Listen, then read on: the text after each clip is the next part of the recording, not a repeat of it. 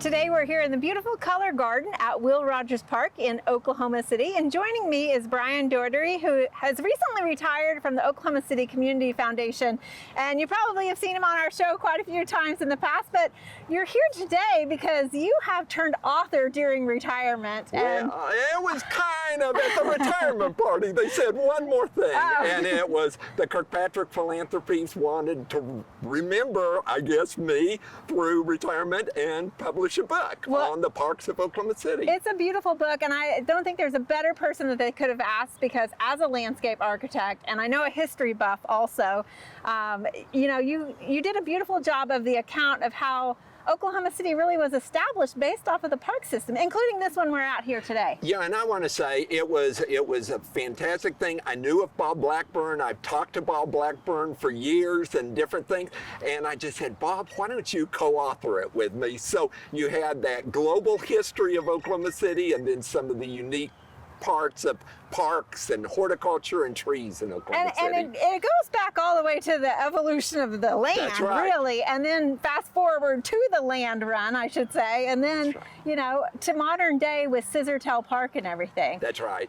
It's phenomenal. So, I used to work at Myriad Gardens, you know this. That's right. And we all know downtown Oklahoma City has a lot of street names. And I think you brought those street names to life. Chartel, Classen, all of these names that were founding fathers, really. That's right. I mean, Wheeler Park and the Wheeler Bank, you have so much of that in that history. As Oklahoma City's starting to develop and following this American park movement that pretty much started with Central Park in New York, and then fast forward 50 years and Oklahoma City's here. And, it wasn't about one park. It's about a system of parks and how the Grand Boulevard developed, and there were 4 cornerstone parks, and how everything, and there was politics in it, and there were wars and depression and the Dust Bowl. Oil booms, oil busts, right? Everything happens, and it all affects the way the parks work. Parks play a significant role in human health and human activity, and they recognize that early on, right? Can you share a little bit about that? When you talk about Central Park and you read any of those original accounts, it's all about give people a place to breathe. People were congested. They were there. We didn't have good running water. We didn't have good sewage system.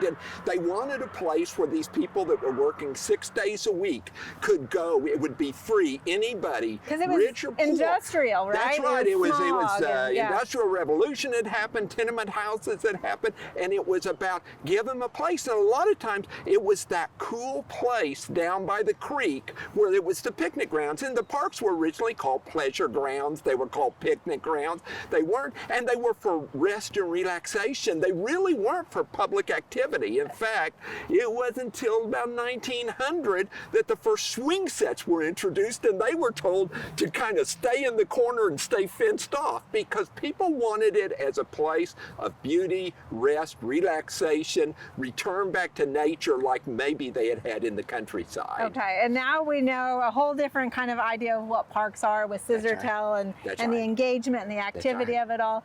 Let's talk a little bit about, I never realized why there's so many lakes at all these parks too. Let's talk about those were the original swimming pools. Yeah, a lot of times the bathing beaches and all, there was a lot of things that happened. One is it was cooler, and the trees in the great southern plains here, it was a prairie. Mm-hmm. So where were the trees, the native trees? They were down in the riparian soils. They were down next to the ponds. So that was the place where shade was. And they would talk about Wheeler Park, and they said 10,000 people a Sunday would descend on Wheeler Park. But what it was contingent on, a lot of it was contingent on, was it a place that people could get to? So the trolley lines would go out to where an area was. That's where the park was, and that's where development happened. Unfortunately, at the same time, because they were rivers and low bodies of water, a lot of times that's where flooding happened. Mm-hmm. And the fear of malaria from mosquitoes. Oh, yeah. So you turn around, and it was kind of a love-hate. Everybody wanted to go down there,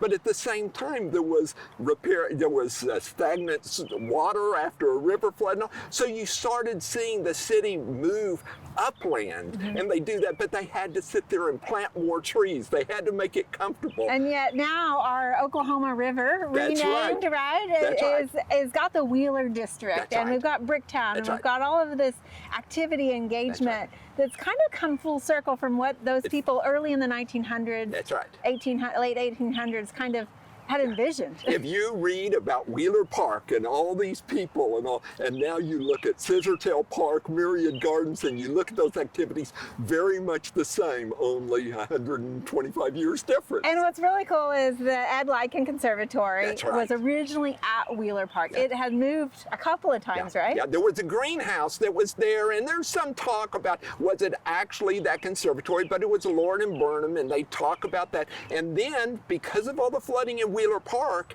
they needed to sit there and move. The zoo, original zoo was there, and they moved, and the greenhouse moved to the Fair Park, which is where Douglas High School is. Okay. And that's it. But at the same time, 1929, the Oklahoma City oil field was founded right by Trosper Park there. Guess what and won, they said right? the fumes and the vibrations were so much they couldn't keep the glass from breaking, so it was taken back down, and it was moved and kind of mothballed, what we'd call, to Will Rogers Park. And then Henry Walter and his crew during the war did a lot of the construction. They hewn a lot of the wood themselves here, and they put up the original greenhouse here at Will Rogers. I think your book is just fantastic, and a lot of it is history, obviously. It's true history, but it's got drama in it because of the oil booms, the bust, the economy, things like that, how it went into disrepair, and then it's come back. And Will Rogers is an example of that too. And working with the plant material, and you have USDA coming in and trying to figure out these alkaline soils and what was going to grow here. OSU working, the Woodward Test Station,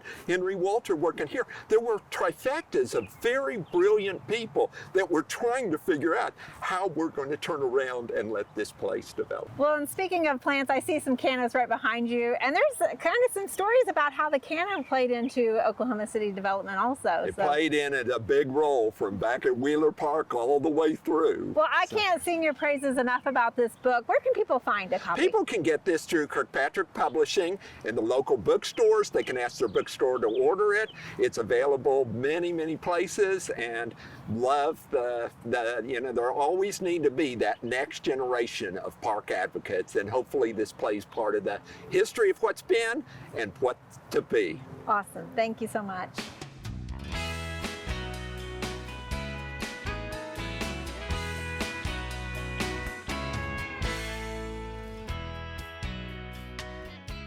We hope you enjoyed this video as part of our Oklahoma Gardening YouTube channel. You can also find even more videos on the OK Gardening Classics YouTube channel.